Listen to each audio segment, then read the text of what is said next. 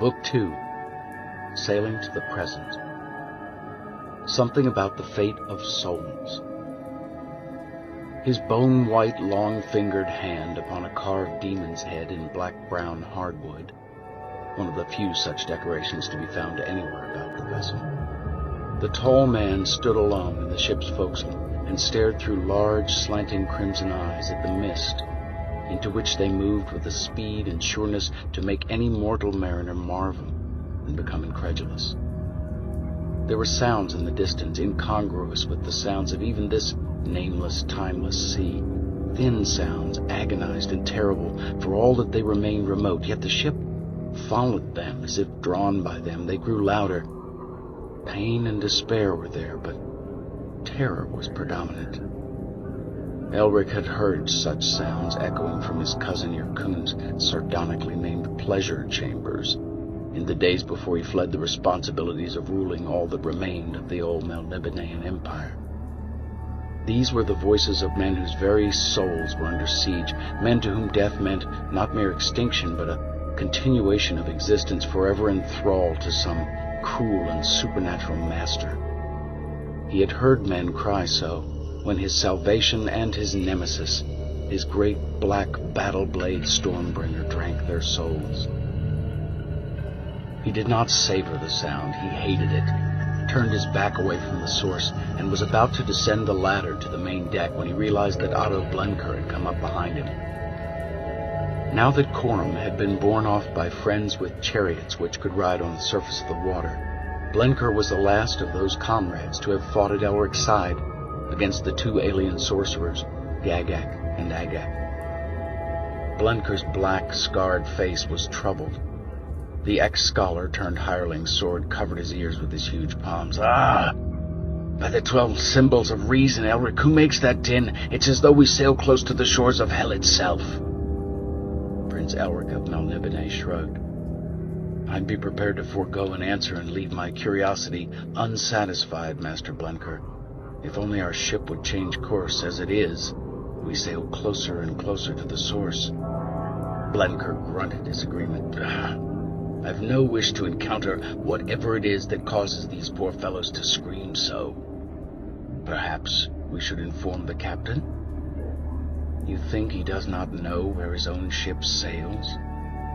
The tall black man rubbed at the inverted V-shaped scar which ran from his forehead to his jawbones. "I wonder if he plans to put us into battle again." "I'll not fight another for him." Elric's hand moved from the carved rail to the pommel of his runesword. "I have business of my own to attend to, once I'm back on real land." A wind came from nowhere. There was a sudden rent in the mist. Now Elric could see that the ship sailed through rust-colored water. Peculiar lights gleamed in that water just below the surface. There was an impression of creatures moving ponderously in the depths of the ocean, and for a moment Elric thought he glimpsed a white, bloated face not dissimilar to his own, a Melnibonéan face. Impulsively he whirled back to the rail, looking past Blenker as he strove to control the nausea in his throat. For the first time since he had come aboard the dark ship, he was able clearly to see the length of the vessel. There were 2 great wheels, one beside him on the foredeck, one at the far end of the ship on the rear deck, tended now, as always, by the steersman, the captain's sighted twin. There was a great mast bearing the taut black sail, and fore and aft of this, the 2 deck cabins, one of which was entirely empty, its occupants having been killed during their last landfall, and one of which was occupied only by himself and Blenker. Elric's gaze was drawn back to the steersman, and not for the first time the albino wondered how much influence the captain's twin had over the course of the dark ship. The man seemed tireless, rarely, to Elric's knowledge, going below to his quarters, which occupied the stern deck, as the captain's occupied the foredeck. Once or twice Elric or Blenker had tried to involve the steersman in conversation, but he appeared to be as dumb as his brother was blind. The cryptographic geometrical carvings covering all the ship's wood and most of its metal, from sternpost to figurehead, were picked out by the shreds of pale mist still clinging to them, and again Elric wondered if the ship actually generated the mist normally surrounding it. And as he watched, the design slowly turned to pale pink fire as the light from that red star which forever followed them permeated the overhead cloud. A noise from below.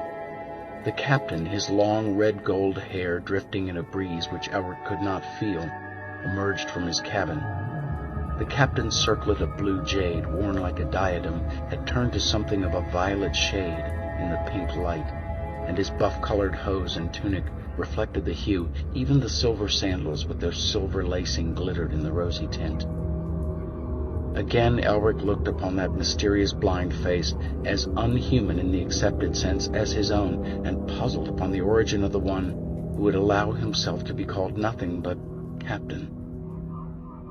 As if at the captain's summons, the mist drew itself about the ship again, as a woman might draw a froth of furs about her body. The red star's light faded, but the distant screams continued. Did the captain notice the screams now for the first time, or was this a pantomime of surprise? His blind head tilted, a hand went to his ear. He murmured in a tone of satisfaction, "Elric?" "Here," said the albino. "Above you." "We are almost there, Elric." The apparently fragile hand found the rail of the companionway. The captain began to climb. Elric faced him at the top of the ladder. "If it's a battle," the captain's smile was enigmatic, bitter. "It was a fight, or shall be one." "We'll have no part of it," concluded the albino firmly. "It is not one of the battles in which my ship is directly involved.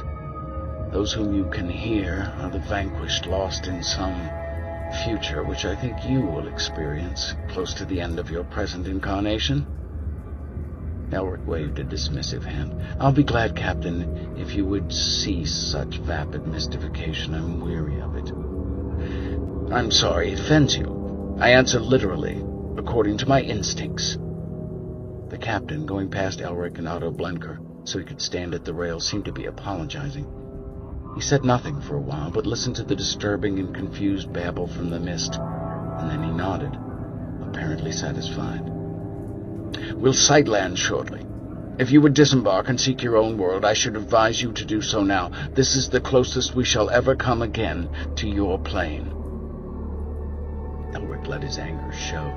He cursed, invoking Ariok's name, and put a hand upon the blind man's shoulder. "What? You cannot return me directly to my own plane?" "It is too late." The captain's dismay was apparently genuine. "The ship sails on. We near the end of our long voyage." "But how shall I find my own world? I have no sorcery great enough to move me between the spheres, and demonic assistance is denied me here." "There is one gateway to your world. That is why I suggest you disembark. Elsewhere there are none at all. Your sphere and this one intersect directly." "But you say this lies in my future?" "Be sure, you will return to your own time. Here you are timeless. It is why your memory is so poor. It is why you remember so little of what befalls you. Seek for the gateway. It is crimson and emerges from the sea off the coast of the island." "Which island?" "The one we approach." Elric hesitated.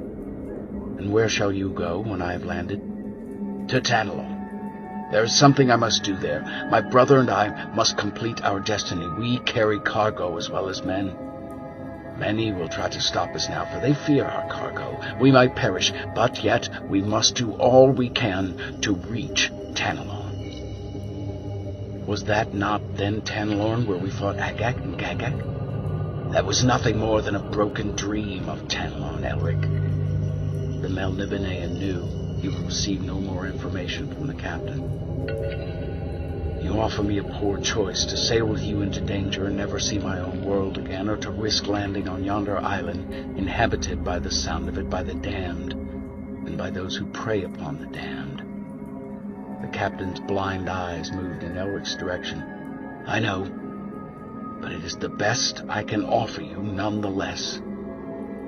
The screams, the imploring, terrified shouts were closer now, but there were fewer of them. Glancing over the side, Elric thought he saw a pair of armored hands rising from the water. There was foam, red-flecked and noxious, and there was yellow scum in which pieces of frightful flotsam drifted. There were broken timbers, scraps of canvas, tatters of flags and clothing, fragments of weapons, and, increasingly, there were floating corpses. "But where was the battle?" Blenker whispered, fascinated and horrified by the sight. "Not on this plane," the captain told him. "You see only wreckage which has drifted from one world to another." "Then it was a supernatural battle?" The captain smiled again. "I am not omniscient, but yes, I believe there were supernatural agencies involved. The warriors of half a world fought in the sea battle to decide the fate of the multiverse. It is, or will be, one of the decisive battles to determine the fate of mankind, to fix man's destiny for the coming cycle." "Who were the participants?" said Elric, "and what were the issues as they understood them?" "You will know in time, I think." The captain's head faced the sea again. Blenker sniffed the air. "Ah, it's foul." Elric, too, found the odor increasingly unpleasant. Here and there now, the water was lighted by guttering fires which revealed the faces of the drowning, some of whom still managed to cling to pieces of blackened driftwood. Not all the faces were human, though they had the appearance of having been once human. Things with the snouts of pigs and of bulls raised twisted hands to the dark ship and grunted plaintively for succor. But the captain ignored them, and the steersman held his course. Fires spluttered and water hissed. Smoke mingled with the mist. Elric had his sleeve over his mouth and nose, and was glad the smoke and mist between them helped obscure the sights, for as the wreckage grew thicker, not a few of the corpses he saw reminded him more of reptiles than of men, their pale, lizard bellies spilling something other than blood. "If that is my future," Elric told the captain, "I've a mind to remain on board after all." "You have a duty, as have I. The future must be served as much as the past and the present." Elric shook his head. "I fled the duties of an empire because I sought freedom, and freedom I must have. No, there is no such thing, not yet, not for us.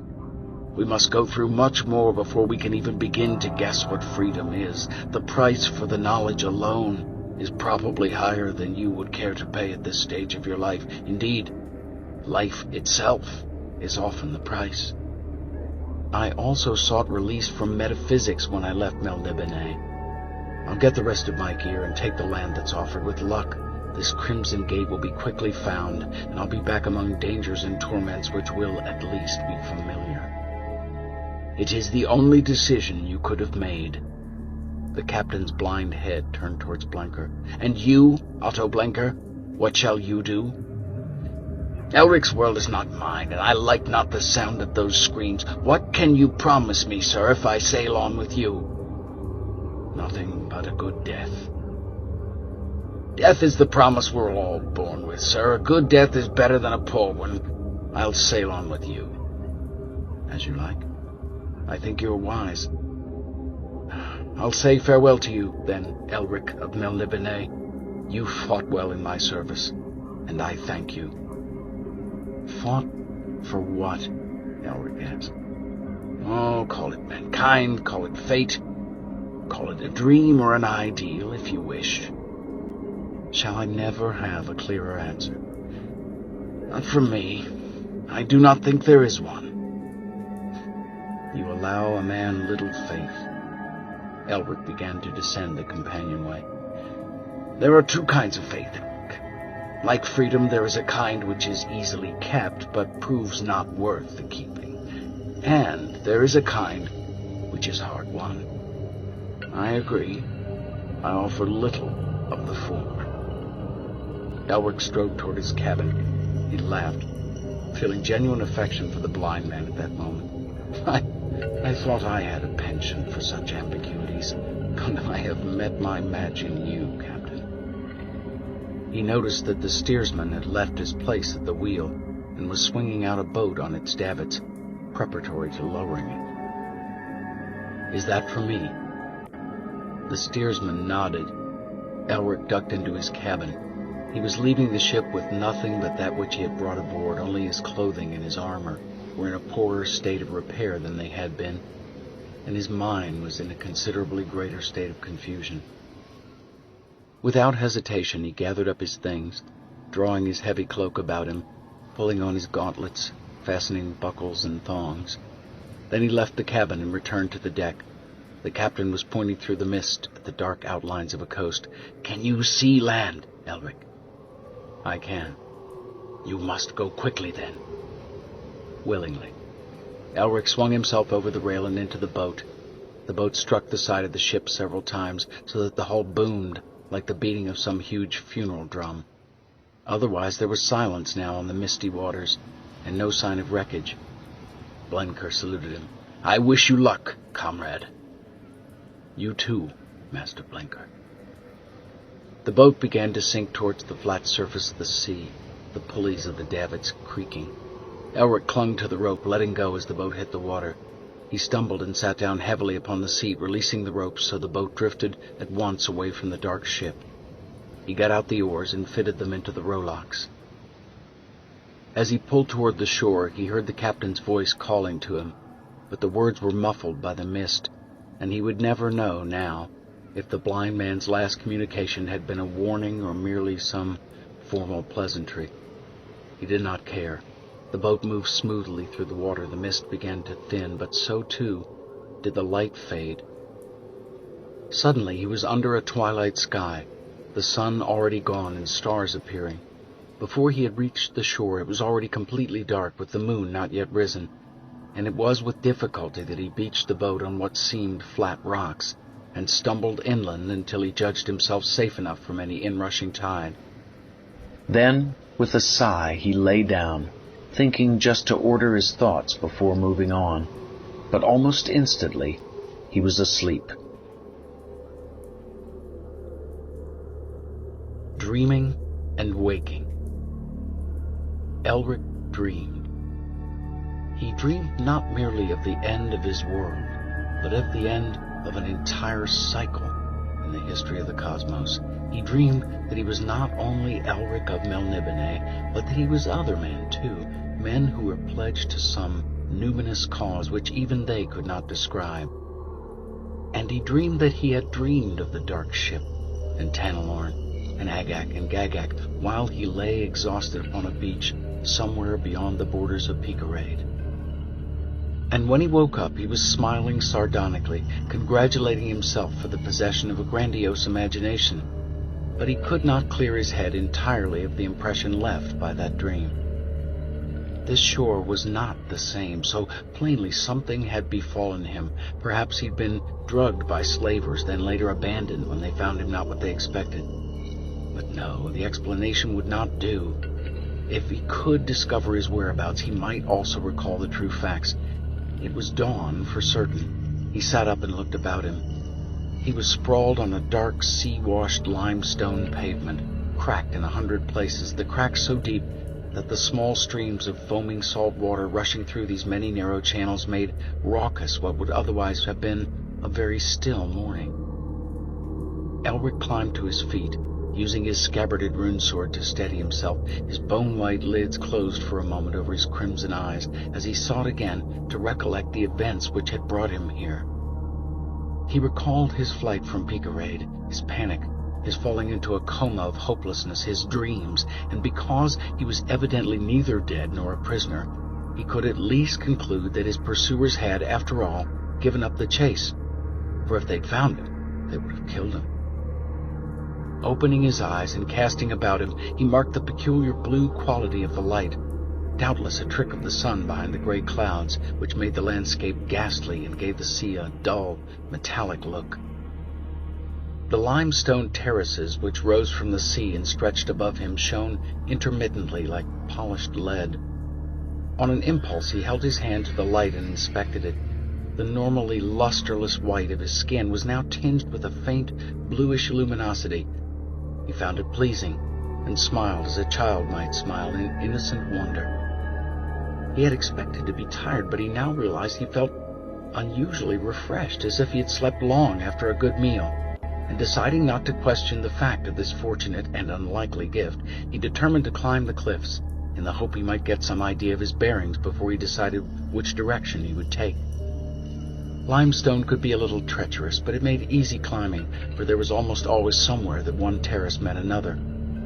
He climbed carefully and steadily, finding many footholds, and seemed to gain considerable height quite quickly, yet it was noon before he reached the top, and found himself standing at the edge of a broad, rocky plateau, which fell away sharply to form a close horizon. Beyond the plateau was only the sky. Save for sparse, brownish grass, little grew here and there, with no signs at all of human habitation. It was now, for the first time, that Elric realized the absence of any form of wildlife. Not a single seabird flew in the air, not an insect crept through the grass. Instead, there was an enormous silence hanging over the brown plain. Elric was still remarkably untired, so he decided to make the best use he could of his energy and reach the edge of the plateau in the hope that from there he would sight a town or a village. He pressed on, feeling no lack of food and water, and his stride was singularly energetic still. But he had misjudged his distance, and the sun began to set well before his journey to the edge was completed. The sky on all sides turned a deep velvety blue, and the few clouds that there were in it were also tinged blue, and now, for the first time, Elric realized that the sun itself was not its normal shade, but that it burned blackish purple, and he wondered again if he still dreamed. The ground began to rise sharply, and it was with some effort that he walked, but before the light had completely faded, he was on the steep flank of a hill, descending towards a wide valley, which, though bereft of trees, contained a river which wound through rocks and russet turf and bracken. After a short rest, Elric decided to press on, although night had fallen, and see if he could reach the river, where he might at least drink and possibly in the morning find fish to eat. Again, no moon appeared to aid his progress, and he walked for 2 or 3 hours in a darkness which was almost total, stumbling occasionally into large rocks until the ground leveled, and he felt sure he'd reached the floor of the valley. He'd developed a strong thirst by now and was feeling somewhat hungry, but decided it might be best to wait until morning before seeking the river, when, rounding a particularly tall rock, he saw, with some astonishment, the light of a campfire.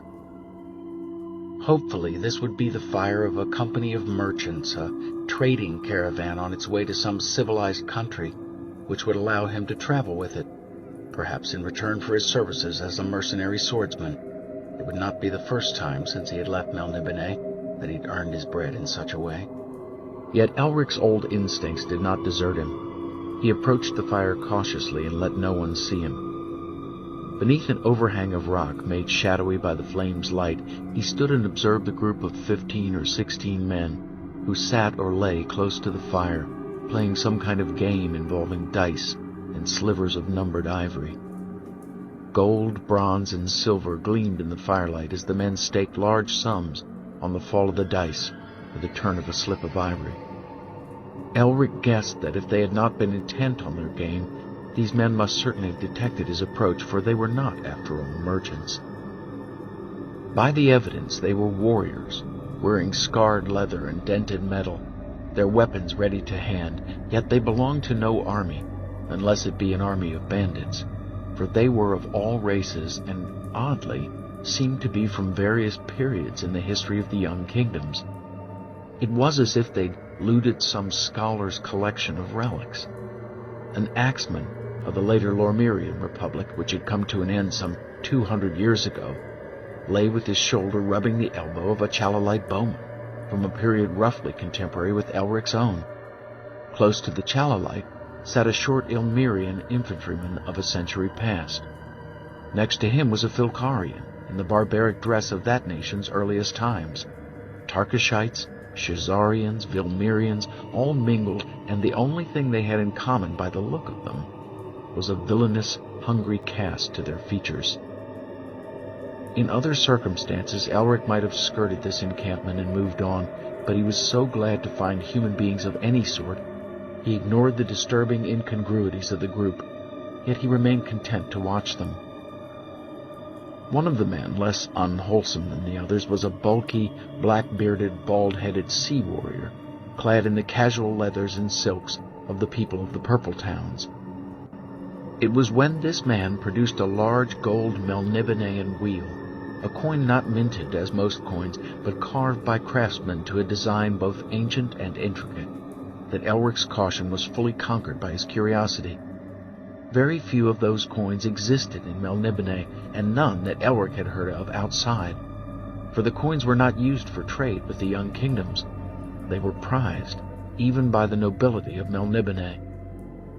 It seemed to Elric that the bald-headed man could only have acquired the coin from another Melnibonéan traveler, and Elric knew of no other Melnibonéans who shared his penchant for exploration. His weariness dismissed, he stepped into the circle. If he had not been completely obsessed by the thought of the Melnibonéan wheel, he might have taken some satisfaction in the sudden scuffle to arms which resulted.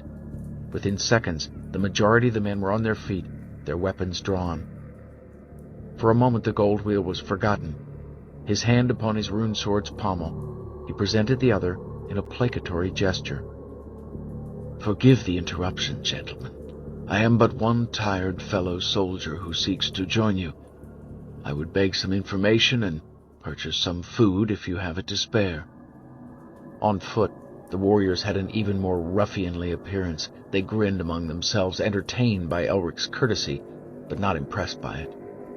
One, in the feathered helmet of a Pantangian sea chief, with features to match, swarthy, sinister, pushed his head forward on its long neck and said banteringly, "We've company enough, white-face, and few here over fond of the man-demons of Melniboné.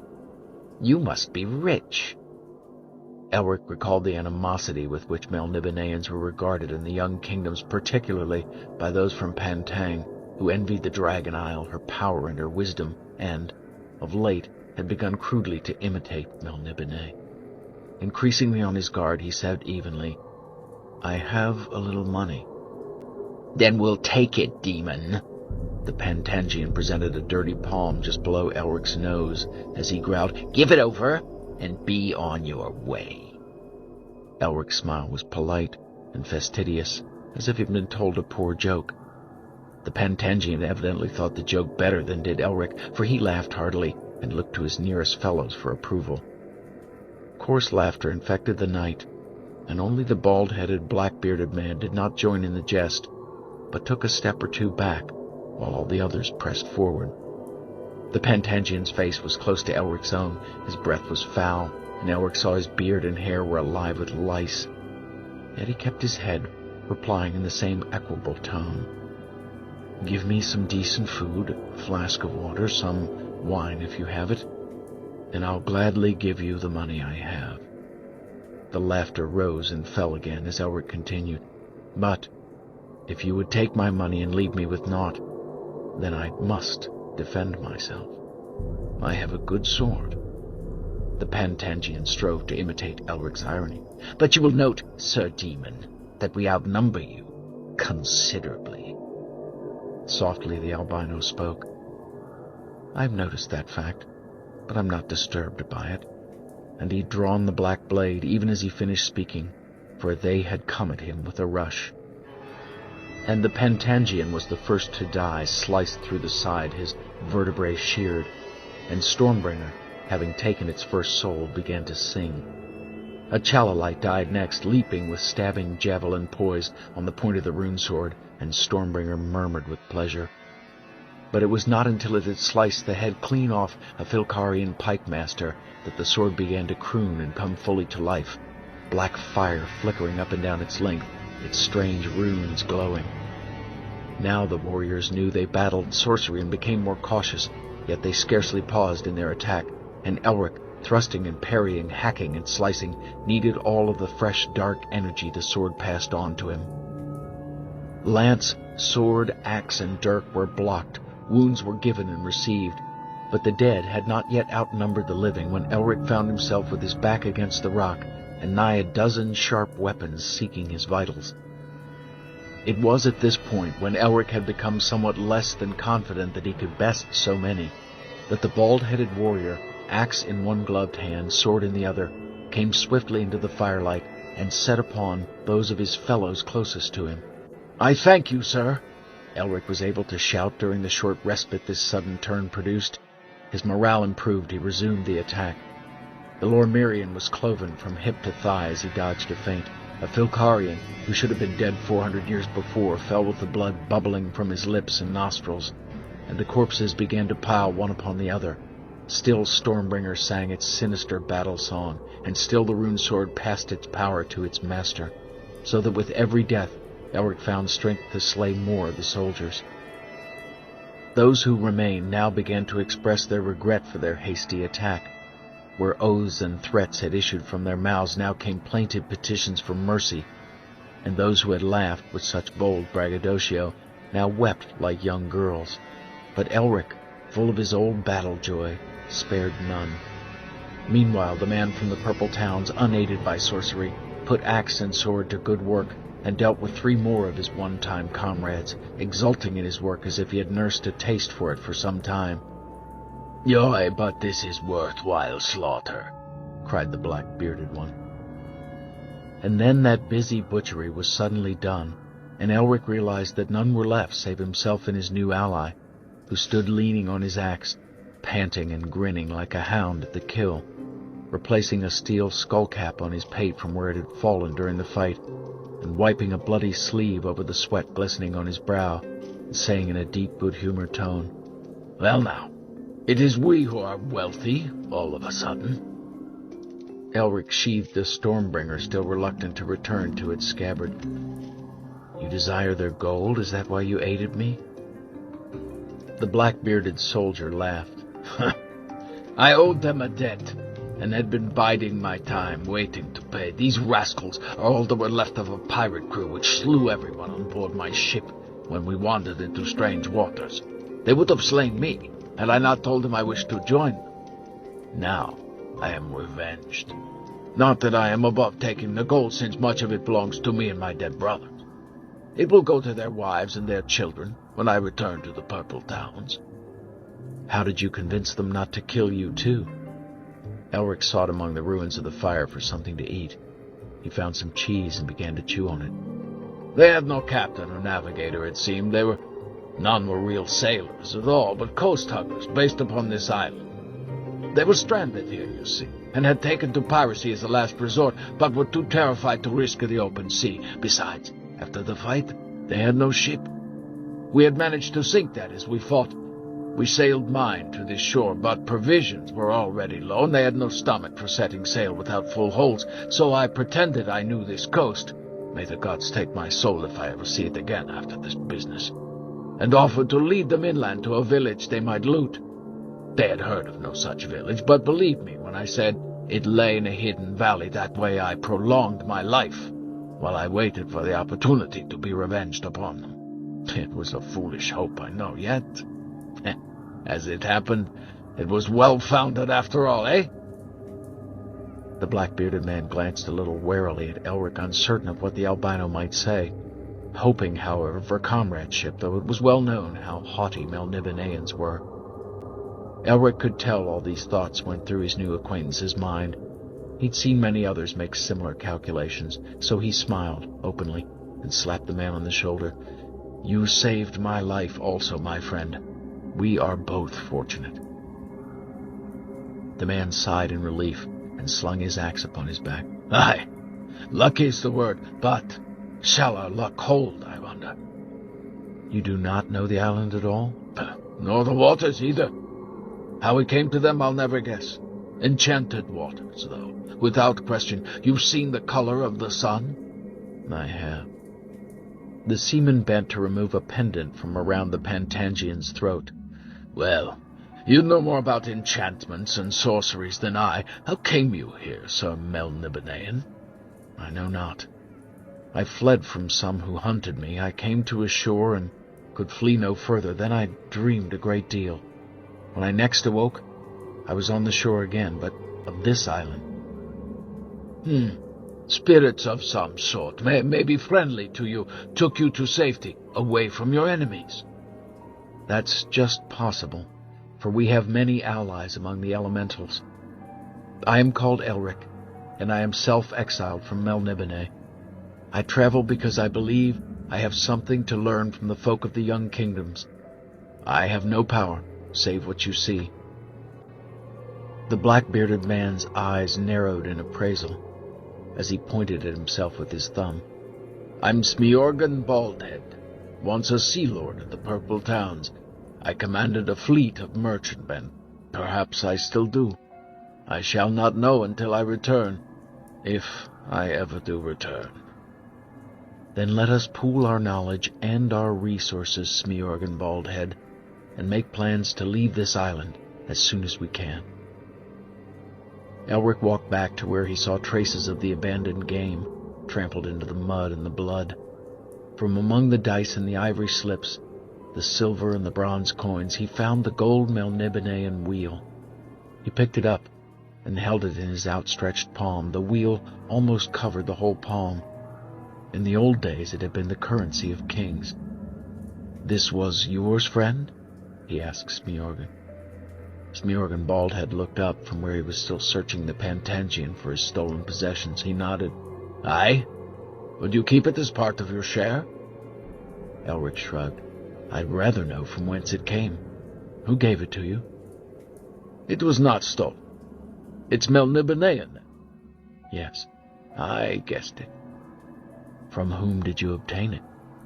Smyorgan straightened up. Having completed his search, he scratched at a slight wound on his forearm. "It was used to buy passage on our ship, before we were lost, before the raiders attacked us." "Passage? By a Melnibonéan?" "Maybe." He seemed reluctant to speculate. "Was he a warrior?" Smyorgan smiled in his beard. "No. It was a woman that gave that to me."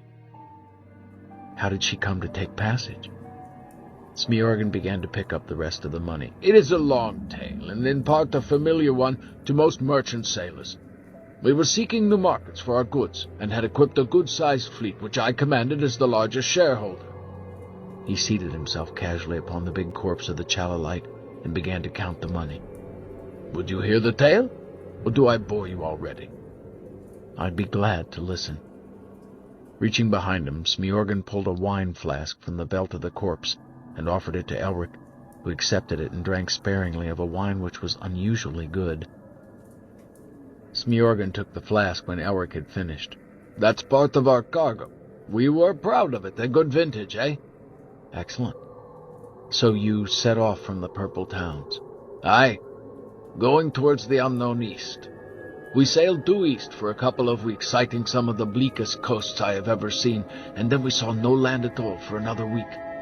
That was when we entered a stretch of water we came to call the Roaring Rocks, like the Serpent's Teeth off Shazar's coast, but much greater in expanse and larger too, huge volcanic cliffs which rose from the sea on every side, and around which the waters heaved and boiled and howled with a fierceness I've rarely experienced. Well, in short, the fleet was dispersed, and at least 4 ships were lost on those rocks. At last we were able to escape those waters and found ourselves becalmed and alone. We searched for our sister ships for a while and then decided to give ourselves another week before turning for home. We had no liking to go back into the Roaring Rocks again. Low on provisions, we sighted land at last, grassy cliffs and hospitable beaches, and inland some signs of cultivation, so we knew we had found civilization again. We put into a small fishing port and satisfied the natives, who spoke no tongue used by us in the young kingdoms, that we were friendly. And that was when the woman approached us." "The Melnibonéan woman?" "If Melnibonéan she was a fine-looking woman, I'll say that. We were short of provisions, as I told you, and short of any means of purchasing them, for the fishermen desired little of what we had to trade. Having given up our original quest, we were content to head westward again." "The woman?" "She wished to buy passage to the young kingdoms, and was content to go with us as far as Menna, our home port. For her passage, she gave us 2 of those wheels. One was used to buy provisions in the town, Gragan, I think it was called, and after making repairs, we set off again." "You never reached the Purple Towns?" There were many storms, strange storms. Our instruments were useless. Our lodestones were of no help to us at all. We became even more completely lost than before. Some of my men argued we had gone beyond our own world altogether. Some blamed the woman, saying she was a sorceress who had no intention of going to Manheim. But I believed her. Night fell and seemed to last forever, until we sailed into a calm dawn beneath a blue sun. My men were close to panic. It took much to make my men panic when we sighted the island. As we headed for it, those pirates attacked us in a ship which belonged to history. It should have been at the bottom of the ocean, not on the surface. I've seen pictures of such craft in murals on a temple wall in Tarkesh. In ramming us, she stove in half her port side and was sinking even when they swarmed aboard. They were desperate, savage men, Elric, half-starved and blood-hungry. We were weary after our voyage, but fought well. During the fighting, the woman disappeared. Killed herself, maybe, when she saw the stamp of our conquerors. After a long fight, only myself and one other, who died soon after, were left.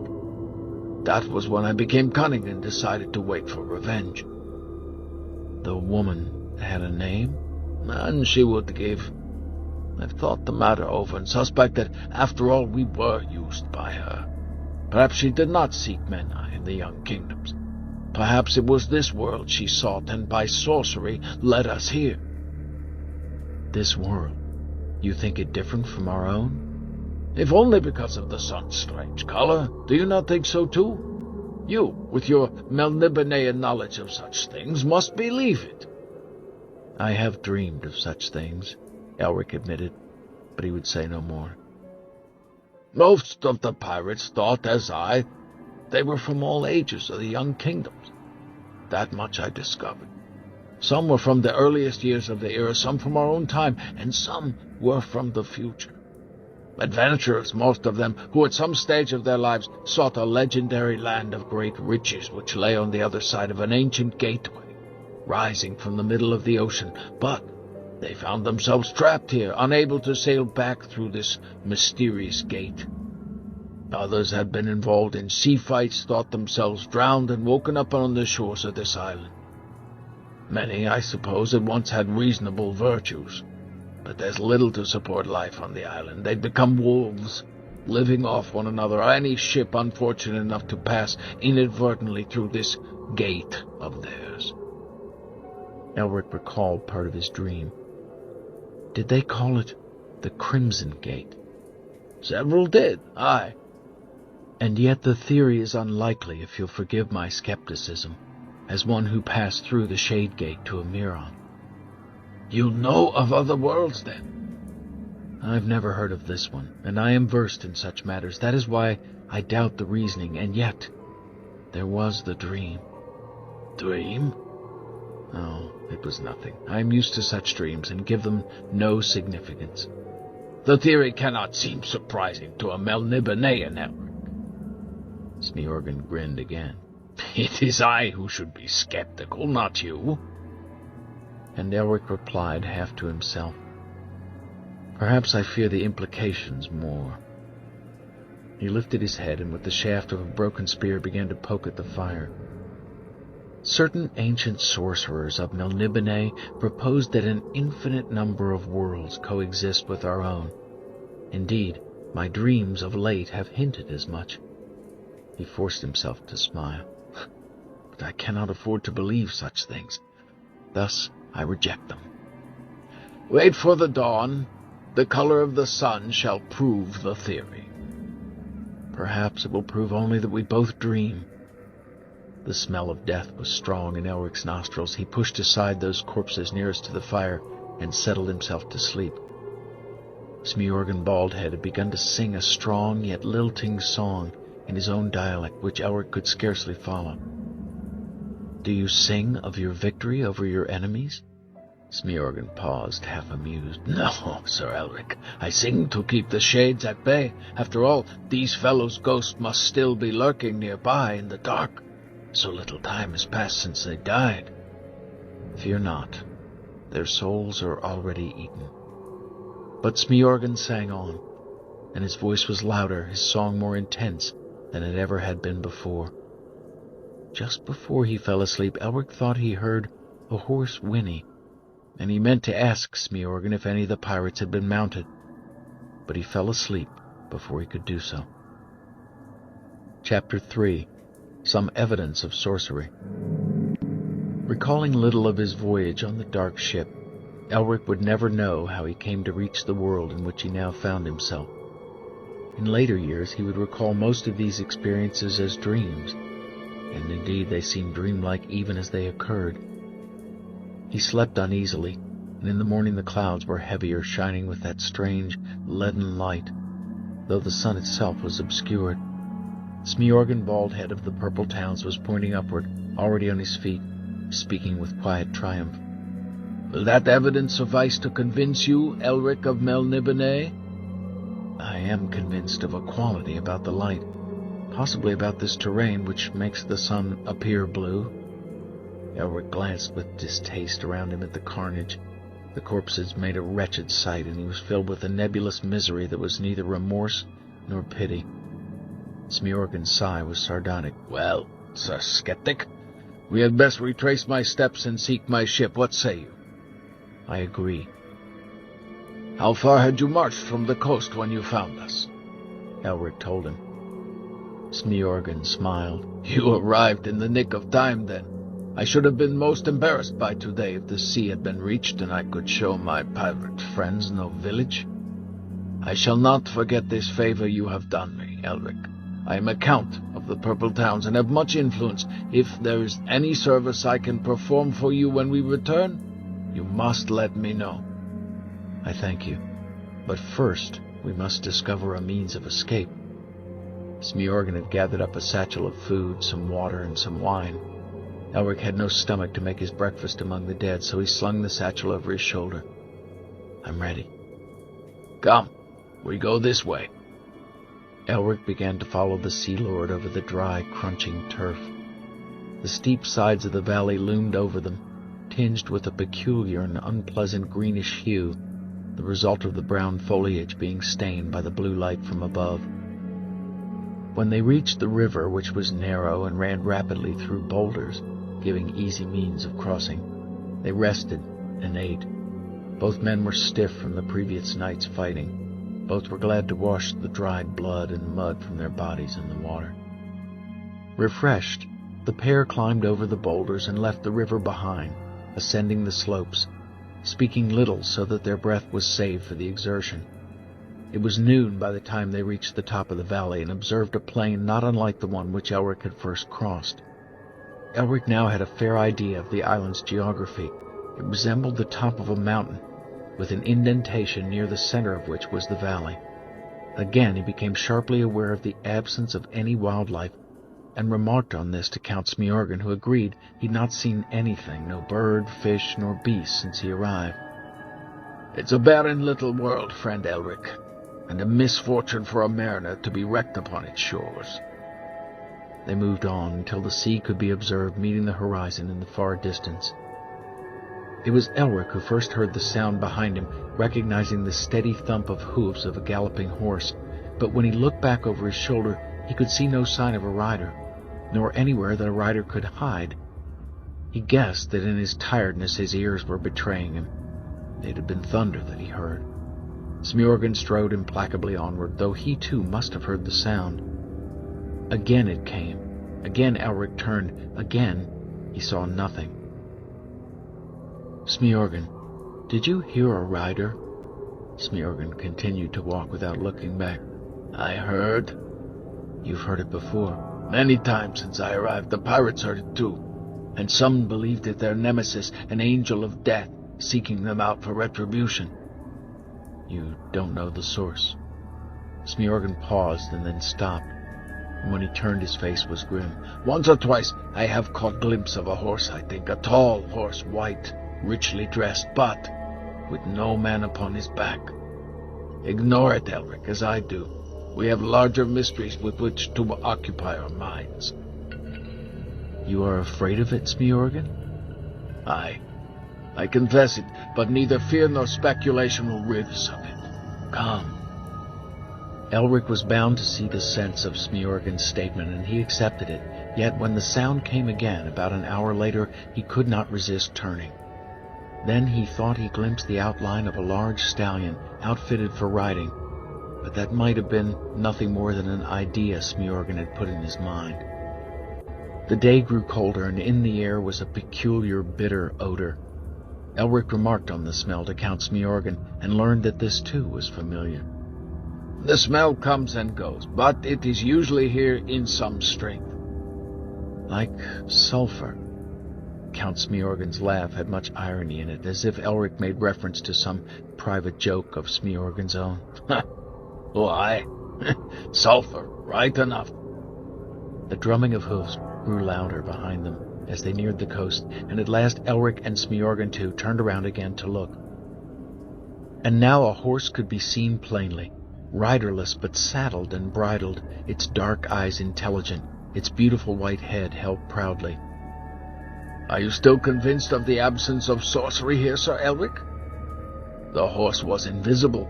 Now it is visible. He shrugged the battle-axe on his shoulder into a better position. Either that, or it moves from one world to another with ease, so that all we mainly hear are its hoofbeats. If so, it might bear us back to our own world. You admit, then, that we are marooned in some limbo? Very well. Yes, I admit the possibility. Then have you no horse sorcery to trap the horse? Sorcery does not come so easily to me, for I have no great liking for it. As they spoke, they approached the horse, but it would let them get no closer. It snorted and moved backwards, keeping the same distance between them and itself. At last Elric said, "We waste time, Count Smjorgen. Let's get onto your ship with speed and forget blue suns and enchanted horses as quickly as we may. Once aboard the ship, I can doubtless help you with a little incantation or two, for we'll need aid of some sort if we're to sail a large ship by ourselves." They marched on, but the horse continued to follow them. They came to the edge of the cliffs, standing high above a narrow, rocky bay in which a battered ship lay at anchor. The ship had the high, fine lines of a purple town's merchantman, but its decks were piled with shreds of torn canvas, pieces of broken rope, shards of timber, torn open bales of cloth, smashed wine jars, and all manner of other refuse, while in several places her rails were smashed, and 2 or 3 of her yards had splintered. It was evident she had been through both storms and sea fights, and it was a wonder she still floated. We'll have to tidy her up as best we can, using only the mainsail for motion. Hopefully we can salvage enough food to last us. Look, Elric pointed, sure that he'd seen someone in the shadows near the afterdeck.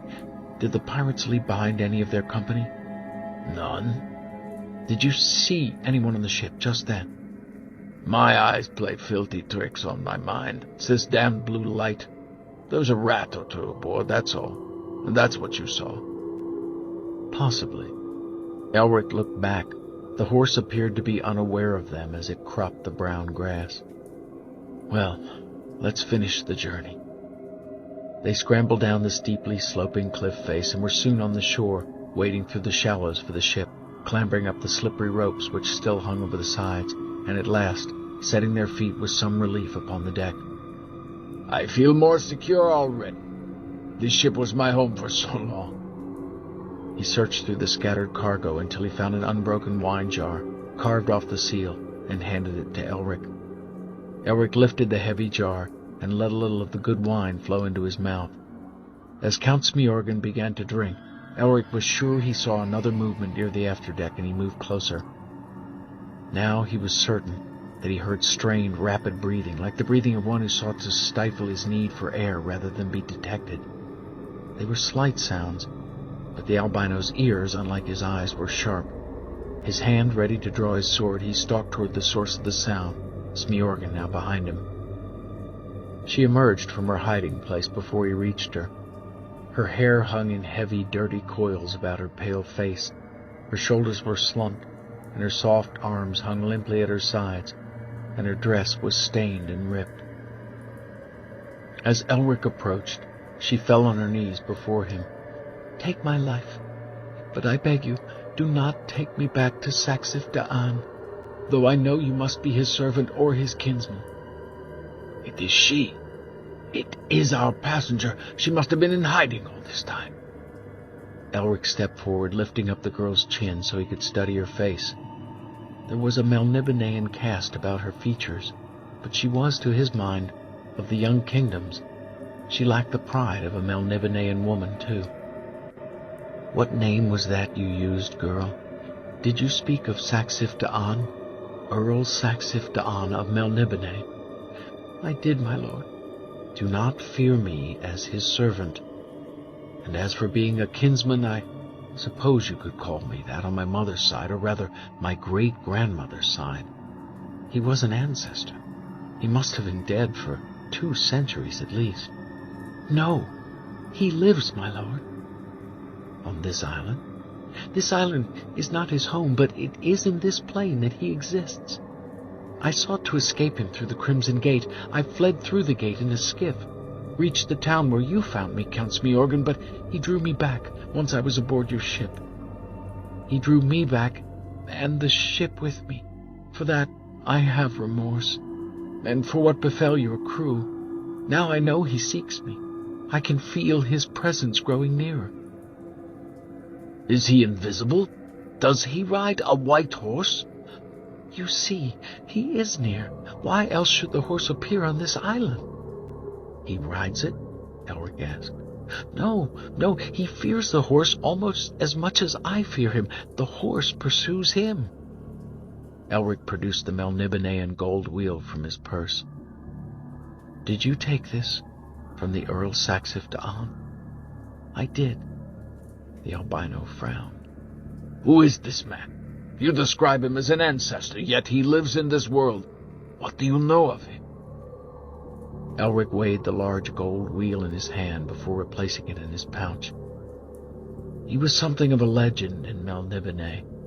His story is part of our literature. He was a great sorcerer, one of the greatest, and he fell in love. It's rare enough for Melnibonéans to fall in love, as others understand the emotion, but rarer for one to have such feelings for a girl who was not even one of our own race.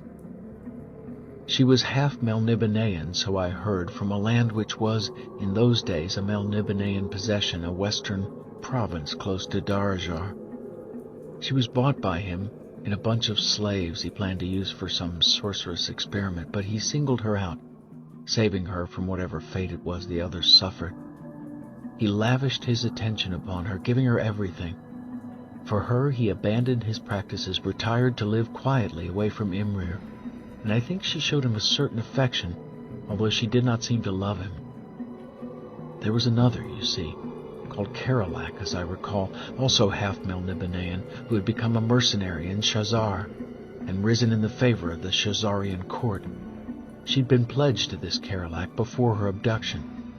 She loved him? She was pledged to marry him, but let me finish my story. Well, at length, Karalak, now a man of some substance, second only to the king in Shazar, heard of her fate and swore to rescue her. He came with raiders to Melniboné's shores, and, aided by sorcery, sought out Saxif Da'an's palace. That done, he sought the girl, finding her at last in the apartment Saxif Da'an had set aside for her use. He told her he'd come to claim her as his bride, to rescue her from persecution. Oddly, the girl resisted, suggesting that she had been too long a slave in the Melnibonéan harem to readapt to the life of a princess in the Shazarian court. Karalak scoffed at this and seized her. He managed to escape the castle and had the girl over the saddle of his horse, and was about to rejoin his men on the coast when Saxif Da'an detected them. Karalak, I think, was slain, or else a spell was put upon him. But Saxif Da'an, in his terrible jealousy, and certain the girl had planned the escape with a lover, ordered her to die upon the Wheel of Chaos, a machine rather like that coin in design. Her limbs were broken slowly, and Saxif Da'an sat and watched through long days while she died. Her skin was peeled from her flesh, and Earl Saxif Da'an observed every detail of her punishment. Soon it was evident that the drugs and sorcery used to sustain her life were failing, and Saxif Da'an ordered her taken from the wheel and laid upon a couch. Well, he said. "You have been punished for betraying me, and I am glad now you may die." And he saw that her lips, blood-caked and frightful, were moving, and he bent to hear her words. "Those words, revenge, an oath?" Her last gesture was an attempt to embrace him, and the words were those that she had never uttered to him before, much as he had hoped that she would. And then she died. "Gods, what then? What did your ancestor do?" He knew remorse. "Of course." Not so for a Melnibonéan. Remorse is a rare emotion with us. Few have ever experienced it.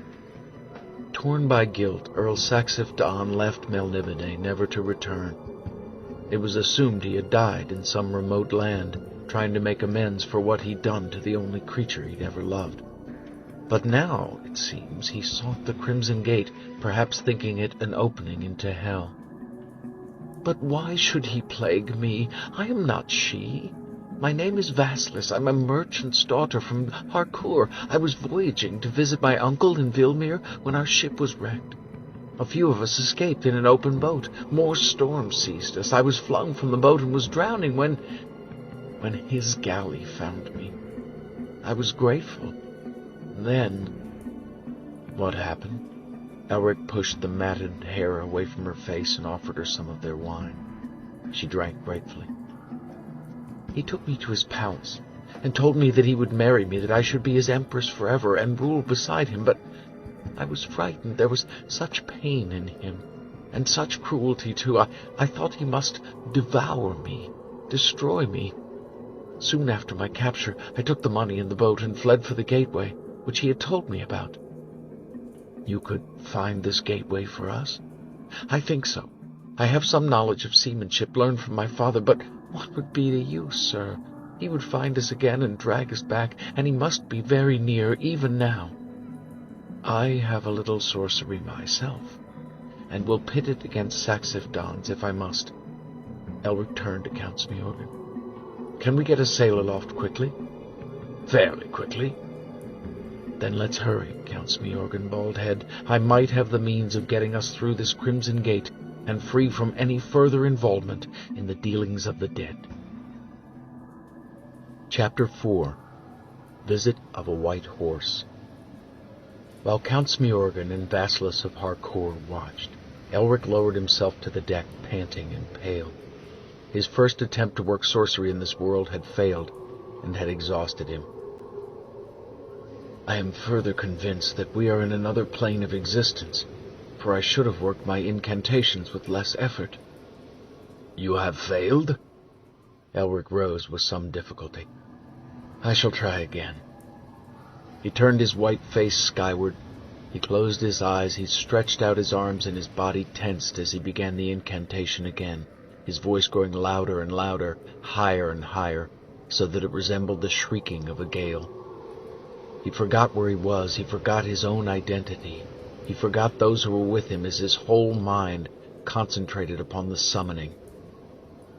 He sent his call out beyond the confines of the world, into that strange plane where the elementals dwelled, where the powerful creatures of the air could still be found, the sylphs of the breeze, the Sharnaz who lived in the storms, and the most powerful of all, the Harshans, creatures of the whirlwind. And now, at last, some of them began to come at his summons, ready to serve him, as, by virtue of an ancient pact, the elementals had served his forefathers.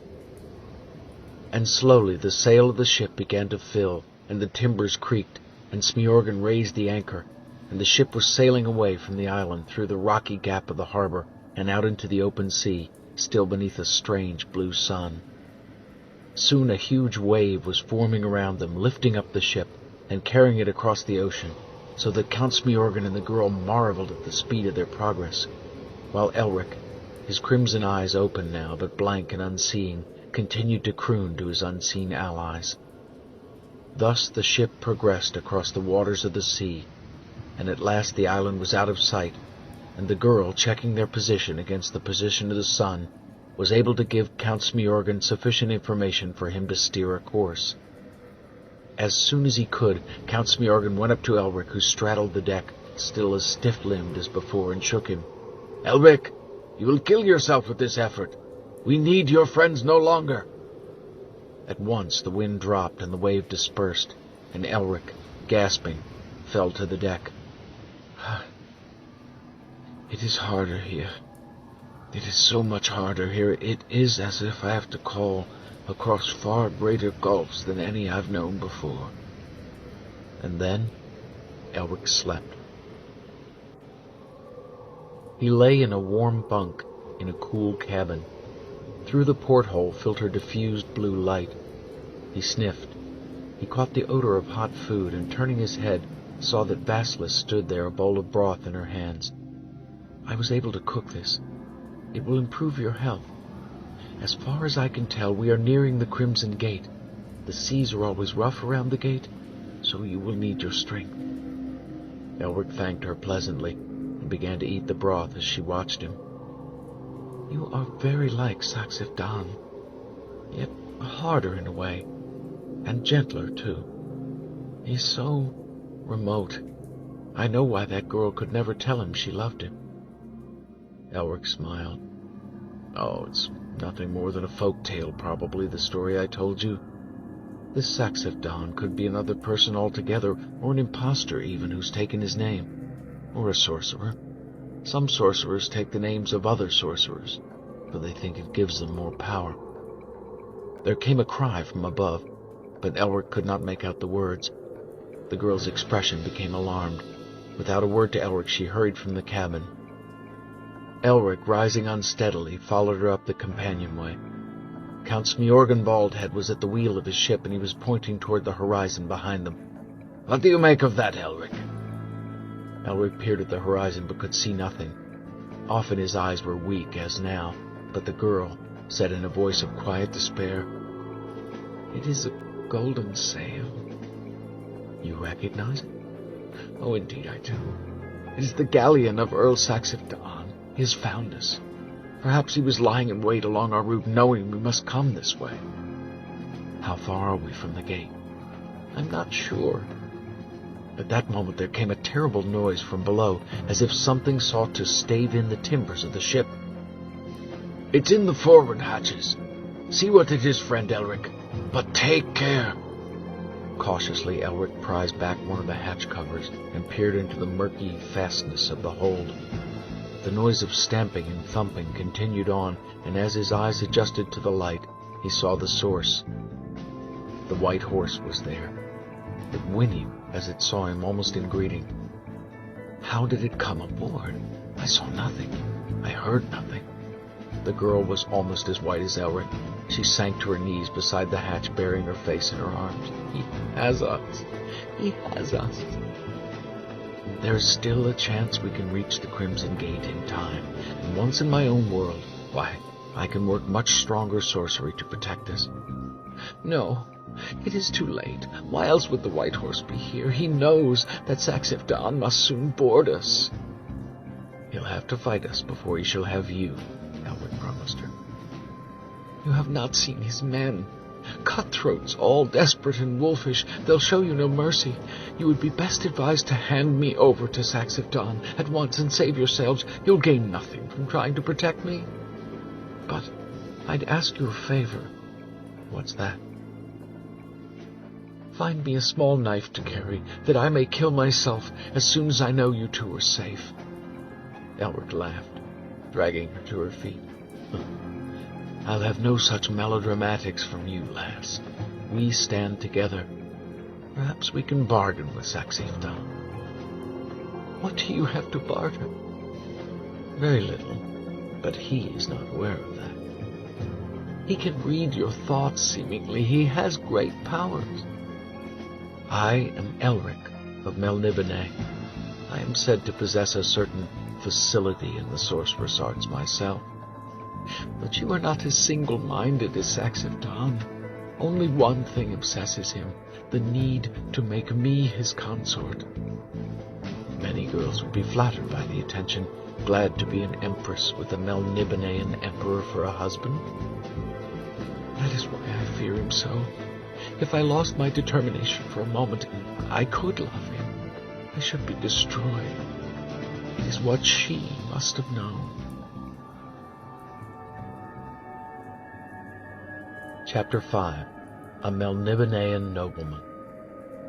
The gleaming galleon, sails and sides all gilded, so that it seemed the sun itself pursued them, moved rapidly upon them, while the girl and Count Smjorgen watched aghast, and Elric desperately attempted to recall his elemental allies, without success.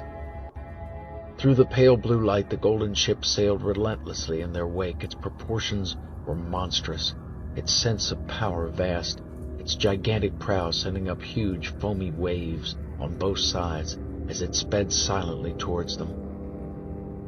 With the look of a man preparing himself to meet death, Count Smjorgen Baldhead of the Purple Towns unslung his battle-axe and loosened his sword in its scabbard, setting his little metal cap upon his bald pate. The girl made no sound, no movement at all, but she wept. Elric shook his head, and his long milk-white hair formed a halo around his face for a moment. His moody crimson eyes began to focus on the world around him. He recognized the ship. It was of a pattern with the golden battle barges of Melniboné, doubtless the ship in which the Earl Saxifdan had fled his homeland, searching for the Crimson Gate. Now Elric was convinced that this must be the same Saxifdan, and he knew less fear than did his companions, but considerably greater curiosity. Indeed, it was almost with nostalgia he noted the ball of fire like a natural comet, glowing with green light, come hissing and spluttering towards them, flung by the ship's forward catapult. He half expected to see a great dragon wheeling in the sky overhead, for it was with dragons and gilded battlecraft like these that Melniboné had once conquered the world.